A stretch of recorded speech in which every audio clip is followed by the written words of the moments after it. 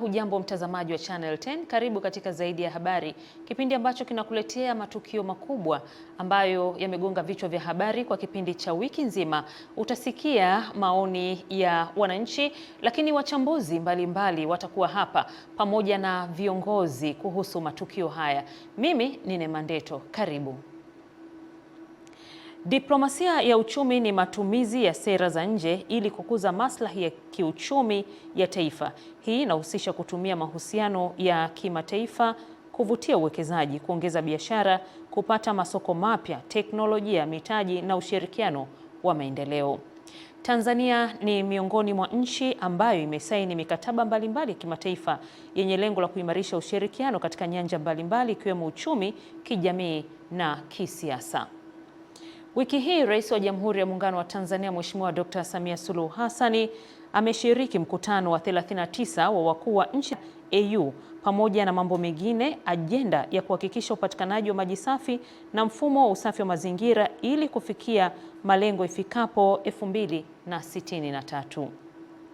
Katika mkutano huo, Rais wa Jamhuri ya Muungano wa Tanzania Mheshimiwa Dr. Samia Suluhu Hassan aliteuliwa kuwa kinara wa Umoja wa Afrika wa afya ya mama na mtoto pamoja na afya ya haki za uzazi na jinsia, pamoja na Tanzania kupata nafasi ya kuwa mwenyeji wa kituo cha mafunzo kwa vijana cha mabadiliko ya tabia nchi barani Afrika. Zaidi ya Habari imezungumza na baadhi ya watendaji wa serikali kuhusu tija ya Tanzania kushiriki katika mkutano huo, ikiangazia kiuchumi na kijamii. Amefanya ziara yake ya kwanza nje ya nchi baada ya kuchaguliwa tena kuongoza nchi yetu pendwa ya Jamhuri ya Muungano wa Tanzania, UAE. Wengi wakifikiri kwamba pengine UAE ilikuwa ni ziara ya kitaifa ama ziara ya mkuu wa nchi ya Tanzania kutembelea Umoja wa Falme za Kiarabu kwa ajili ya kufanya ziara katika nchi hiyo. Kimsingi ushiriki huu ni katika mkutano wa kimataifa, huo ndio utaja World Government Summit, mkutano mkubwa kabisa ambapo zaidi ya wakuu wa nchi 35 walishiriki, akiwemo Mheshimiwa Samia Suluhu Hassan, lakini pia zilikuwepo serikali zinazowakilishwa katika mkutano huo zaidi ya 150. Walikuwepo mawaziri zaidi ya 500 ambao wanashiriki. Maafisa wakuu ama viongozi wa taasisi zisizo za kiserikali zaidi ya 700 walishiriki, wakiwemo wakuu wa mashirika ya kimataifa zaidi ya 80 ambao walishiriki. Kwa hiyo kwa namna yoyote ulikuwa ni mkutano mkubwa sana, na ni fahari kubwa kwamba Mheshimiwa Rais aliweza kuongoza ujumbe wa Tanzania katika mkutano huo. Tumia nguvu na muda mwingi kuenda nchi mbalimbali kufungua fursa. Na kwa sasa, kwa mfano, mimi nizungumzia ziara ambayo amefanya nchini Dubai, ambaye ni ziara yake ya kwanza toka amechaguliwa tena kuwa rais. Ni fursa nyingi ambazo tumezikuta kule Dubai, lakini labda nizungumzie fursa mbili kubwa. Fursa ya kwanza ni ushiriki wake katika uzinduzi wa jukwaa la kidunia la uwekezaji barani Afrika. Maana yake nini? Hili ni jukwaa ambalo ndio linazinduliwa kwa mara ya kwanza, ambalo litatumika kama soko la kuuza fursa za uwekezaji zilizoko Tanzania ili kuvutia uwekezaji kutoka nchi mbalimbali za dunia. Sasa nchi zote zilizoendelea, jambo la kwanza lilofanya ni kuvutia mitaji.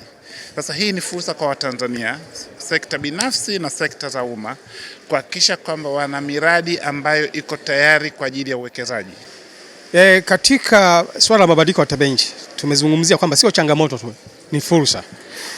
Na fursa tuangalie changamoto. Changamoto ni pamoja ambayo tunaona kama mafuriko, ukame unavyoendelea, pamoja na kujaa kwa maji ya bahari na kula miundombinu ambayo iko ukanda wa pwani, na kula na ardhi ya pwani kupata maji chumvi.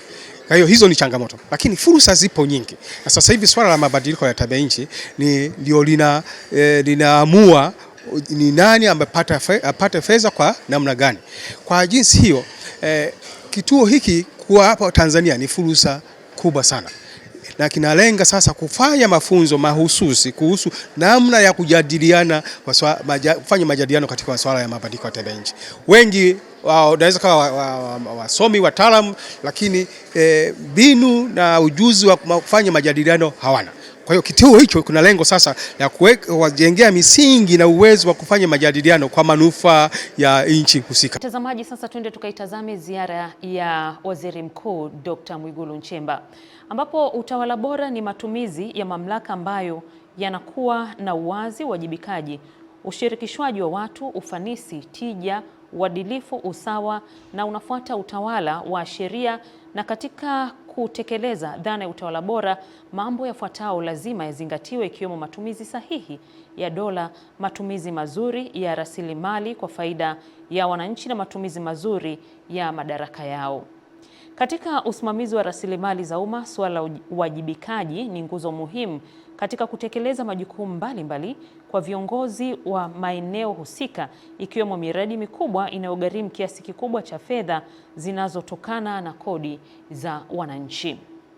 Wiki hii Waziri Mkuu wa Jamhuri ya Muungano wa Tanzania Dr. Mwigulu Nchemba ameendelea na ziara yake mkoani Kilimanjaro akitokea Tanga, ambapo alibaini uwepo wa changamoto mbalimbali za kiutendaji, ikiwemo uzembe kwa baadhi ya watendaji na kuisababishia hasara kubwa serikali. Nikukumbushe tu yale yaliyobainika kwa uchache ni pamoja na kuganda kwa mifuko ya saruji 1262 iliyonunuliwa kwa ajili ya ujenzi wa chuo cha VETA Handeni. Akiwa Muheza, alibaini upotevu wa nondo zenye thamani ya shilingi milioni 9.2, Marine Board zenye thamani ya shilingi milioni 17.8, pamoja na upotevu wa mifuko 300 ya saruji, na kuagiza wakurugenzi kuondoa changamoto ya upungufu wa matundu ya vyoo shuleni.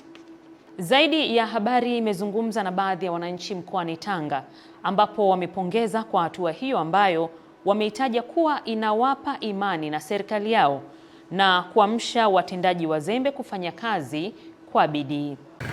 Ni kweli tulikuwa na ziara ya Mheshimiwa Waziri Mkuu, ilianza Ijumaa kwa kuanza pale Handeni vijijini au jimbo la Handeni kwa kufungua mradi mkubwa wa kupoza umeme. Mradi ule utatunufaisha sana kwa sababu utasababisha kutatua changamoto za kukatika umeme katika jimbo letu la Handeni. Kama unavyojua mwenyewe ni kwamba kuna changamoto sana za umeme katika. Kwa hiyo tutachukua umeme kutoka kwenye gridi ya taifa, alafu utapozwa pale, then utagaiwa katika maeneo mbalimbali pamoja na wilaya karibu hapo ya Kilindi. Mheshimiwa Waziri Mkuu ilikuwa ni nzuri sana. Mheshimiwa Waziri Mkuu, na alichokifanya Waziri Mkuu vile ameonyesha dira kwa viongozi mbalimbali, viongozi wa mkoa, viongozi wa wilaya, kwamba tunapoenda site kusikiliza kero za watu, tuwape watu fursa waseme. Sasa kwa mfano ameenda pale Mkata, ikazungumzwa pale kuna shule ina muda mrefu na wanafunzi wengi, ametoa maelekezo. Sasa hivi shule inaendelea, ujenzi unaendelea, kwa ni jambo la heri sana. Mwenzangu Beatrice Eric amefanya mahojiano na mkurugenzi wa asasi ya utawala bora na maendeleo Tanzania SIGODETA Thomas Ngawaiya, ambaye ameeleza dhana ya utawala bora na uwajibikaji na kushauri serikali kuchukua hatua kali ili iwe fundisho kwa wengine. Ni kweli Waziri Mkuu amepita maeneo ya Handeni, maeneo ya Kilimanjaro na kukuta miradi mingine imeiliwa, pesa zimepotea na hakuna aliyekwisha wajibishwa. Sasa hiyo katika sisi wa asasi ya utawala bora tunaona kuna uzembe mahali fulani, kwamba wakati sementi hiyo inakaa mpaka inaganda mifuko 1600, kulikuwa hakuna kiongozi? Hawakujua kwamba itaganda? Hakuna wataalamu? Kumbe wataalamu wako na waliona, lakini wakaangalia tu. Kumbe ile fedha iliyonunua sementi ni hela ya umma ambayo ni kodi ya wananchi. Kwa hivyo kwa kufanya hivyo, maana yake lazima kuwe na mtu wa kuwajibika, na akiwajibishwa ni mara mbili. Anawajibishwa kisheria, kwa sababu kisheria kuna kufungwa na kurudisha mali, lakini pia kuna kupoteza ajira, unapoteza ajira kwa sababu kwa kweli wananchi maskini wanatoa hela zao mpaka zinapatikana hela hizo za kununua sementi mifuko 1600, na pia wanahitaji barabara, wanahitaji vitu mbalimbali kwa ajili ya maendeleo yao, lakini hawavipati kutokana na watu fulani ambao kwa kweli labda kwa namna moja au mbili aidha hawaelewi au hawataki kuwajibika. Angalia pia akiwa mkoani Kilimanjaro, waziri mkuu pia tumeshuhudia baadhi ya watu ambao wamepewa kazi ya kutekeleza hii miradi kuto kulipwa pesa zao kwa wakati, ili hali wakijua wazi kabisa kwamba yule naye pale ndo sehemu yake ya kutafutia riziki yake ya kila siku. Hili nalo nalizungumziaje? Sasa kwa hiyo hilo nalo liangaliwe kwa makini, sio swala la kusema watu tu watoe hela mfukoni. Watu watoe hela mfukoni kama adhabu mojawapo, lakini wafuatiliwe zaidi ili kuwa kwaje, na je, siku nyingine mtu akipewa kazi yeye atafanya. Hali hiyo inadumaza maendeleo ya taifa, inadumaza maendeleo ya wananchi, inaleta tabu kwa wananchi, inaleta tabu kwa wanafunzi. Kila mahali panakuwa ni shida kwa sababu ya ukosefu wa watu wawili au watatu. Tunapozungumzia suala la utawala bora na uwajibikaji, unaona ni kitu gani kinapungua kwa hawa watendaji ambao rais amewaamini na kuwapa madaraka kwa ajili ya kwenda kumsaidia kazi katika ngazi za chini? Ninaona ni ubinafsi na tamaa na wizi. Unaposhindwa kuenda kununua spare za maji na pesa umepewa, maana yake ni wizi. Kwa hiyo tunaomba TAKUKURU, kwa sababu TAKUKURU kuna wataalamu, kuchunguza zaidi hii fedha iliyoishia katikati, hii mali iliyoharibika ni kosa la nani, na isingoje waziri mkuu. Anapokuja waziri mkuu, basi kiongozi mkubwa zaidi anawajibika. Asante. Tunazungumzia suala la uwajibikaji na utawala bora. Tumeona waziri mkuu akiwa mkoani Kilimanjaro pia ameagiza wakurugenzi kuhakikisha ndani ya miezi 6 changamoto ya kukosekana kwa matundu ya vyoo katika shule mbalimbali za serikali linakomeshwa. Hili nalo tumsikilize analizungumziaje. Watu wasisubiri mpaka aje waziri mkuu, ndio najaribu kurudia hilo. Watu wasisubiri mpaka aje waziri mkuu, wafanye wajibu wao. Kama wajibu wao nafanya hivyo, matundu ya choo yasingekosekana, kwa sababu wanajua tunahitaji afya kwa wanafunzi wetu, kwa watoto wetu. Kwa hiyo yote tunataka kuhimiza katika uwajibikaji, katika kuwajibika. Ni nani, ni kitengo gani ambacho kimejifanya kwenda kunywa tu chai wakati wa kazi na kutofanya wajibu wao, na mpaka hali ikatokea hiyo. Kwanza kabisa niombe kabisa kwamba hao wanaotutazama, hao wanaoona jinsi waziri mkuu anavyofanya huko Tanga na Kilimanjaro, nchi nzima wajitazame, watekeleze kabla waziri mkuu hajaja. Maana akienda huko akikuta bado watu wamesikia lakini bado wanaendelea, adhabu kubwa zaidi itatolewa. Asante sana. Tumehitimisha hivyo kama ambavyo umemsikia, amezungumzia suala zima la utawala bora na uwajibikaji kwa viongozi wa umma, kwamba wamepewa nafasi hizo, wameaminiwa na Mheshimiwa Rais, basi wakatekeleze majukumu yao kama ambavyo Mheshimiwa Rais angetarajia iwe. Lakini ametoa kama angalizo kwa viongozi wengine ambako Mheshimiwa Waziri Mkuu ataendelea kufanya ziara zake za kusikiliza na kutatua kero za wananchi, kwamba wajiandae kabla hajafika. Nikurejeshe studio ili uweze kuendelea na kipindi chetu cha Zaidi ya Habari. Asante sana Beatrice Eriki, na sasa tunaelekea mkoani Mbeya.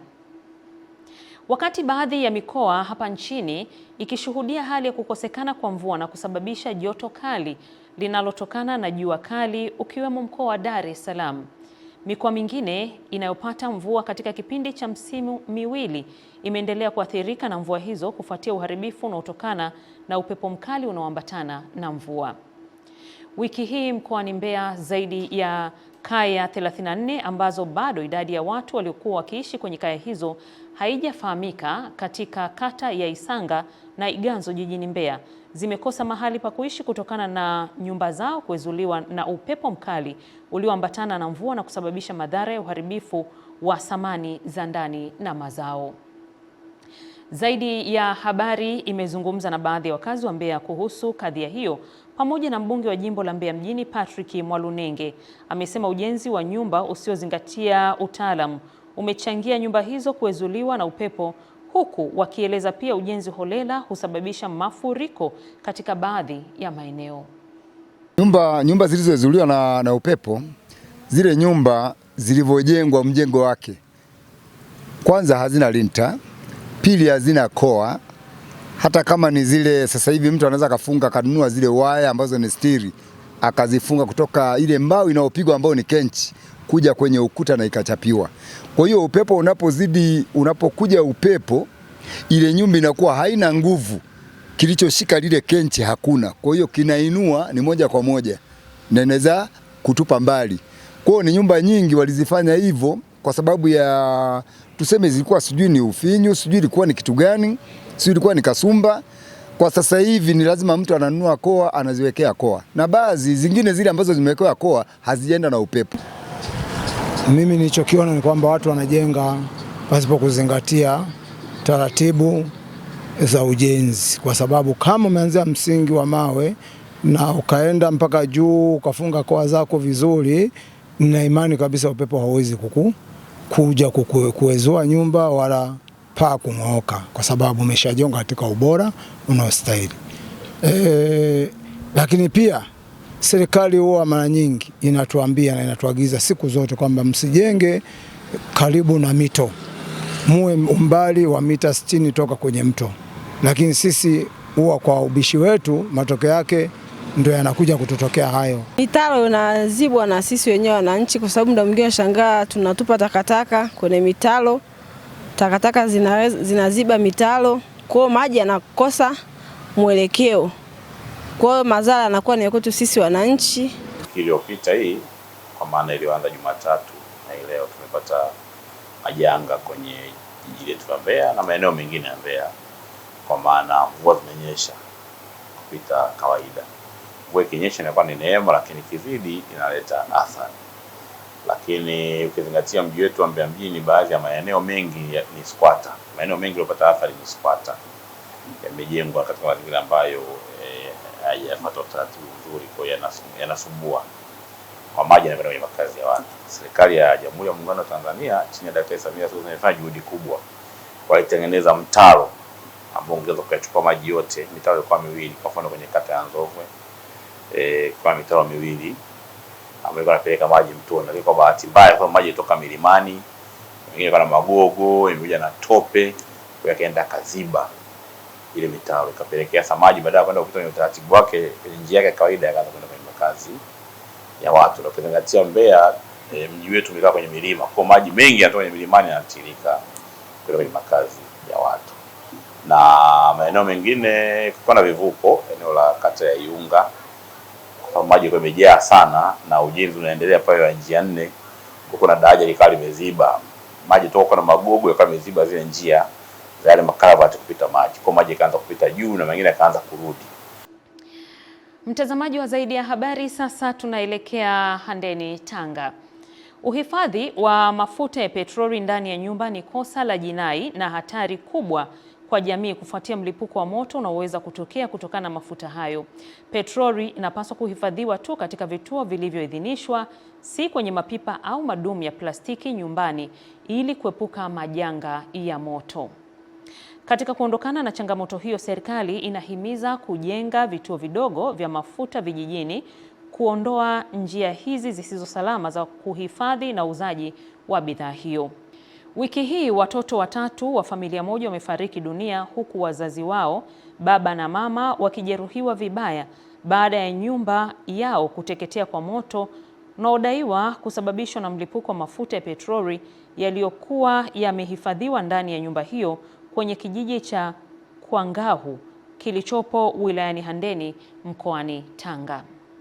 Mwenzetu Ernest Mbezi amezungumza na baadhi ya madereva wa bodaboda ambao ndio wateja wakubwa wa mafuta yanayouzwa mitaani maarufu videbe, ambao wamesema inachangiwa na kukosekana kwa vituo vya mafuta maeneo ya karibu na makazi yao, jambo linalochangia kushamiri kwa biashara hiyo, huku wauzaji wakilalamikia kuhifadhi ndani ya nyumba. Niendelee kutoa wito kwa wananchi na wakazi wa wilaya yetu ya Handeni kwamba ni lazima tuhakikishe kwamba tunahifadhi mafuta ya petroli ambayo ni nishati katika maeneo ambayo si ndani ambako tunatumia na familia zetu.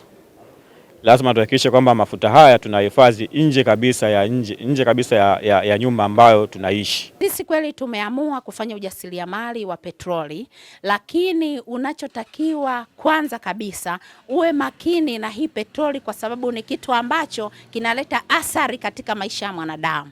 Kwa hiyo mimi kwa mfano niko hapa gengeni kwangu, napikia hapa, siwezi kwenda nyumbani kupikia saa 6 nyumbani, lazima nipike hapa kwa ajili ya kusubiri wateja. Tunaweka tahadhari hizo, na pia tuna maboksi ambayo tunaweka mafuta kwa maeneo ambayo tunahifadhi. Baada ya kutoa bidhaa hapa gengeni kuziweka nyumbani, tunaweka nje ambapo pana hewa au pana uwazi, ambapo sio maeneo ya karibu na moto. Uhifadhi wa mafuta kwenye vituo vyetu hivi vidogo vidogo unakuwa ni mdogo, kwa sababu nyumba ni ndogo, afu umo unashwa moto na umo unahifadhiwa mafuta.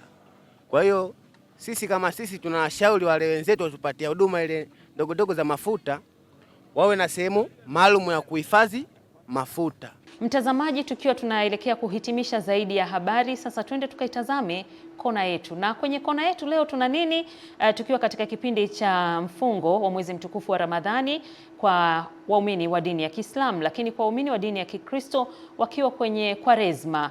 Ni kipindi ambacho jamii imeendelea kuhamasishwa kuwa na upendo, lakini kutenda matendo ya huruma. Na hili linajidhihirisha kutoka kwa mbunge wa Mbeya mjini Patrick Mwalunenge, ambaye yeye amefanya matendo ya huruma. Twende tukatazame. Mimi kabla sijawa mbunge, nikiwa mwenyekiti wa chama, nijikita sana kwenye kushughulika na jamii. Hata wakati naomba mwenyekiti wa chama nilisema jambo langu kubwa litakuwa kulifanya ni kushughulika matatizo ya jamii. Kwa mmoja wa matatizo ya jamii, na hilo pia ni moja tatizo la jamii. Nilialikwa mimi kwenye kanisa pale Chimala kwa ajili ya harambee, nilikuwa mgeni rasmi ya kuchangisha kuwezeka kanisa. Wakati kwenye ile harambee akatokea binti moja yuko darasa la 4, akanacheza kwaya lakini na mguu mmoja, mwingine amevaa gongo. Kwa imani nikapatwa na imani kubwa kwamba kwa nini hiyo binti anatembea na mguu mmoja, haiwezekani kumwekea mguu. Kwa hiyo nilitoa ahadi mimi kama wakati huo nikiwa mwenyekiti wa chama, sikuwa mbunge, kwamba nitamtengenezea mguu wa bandia yule mtoto.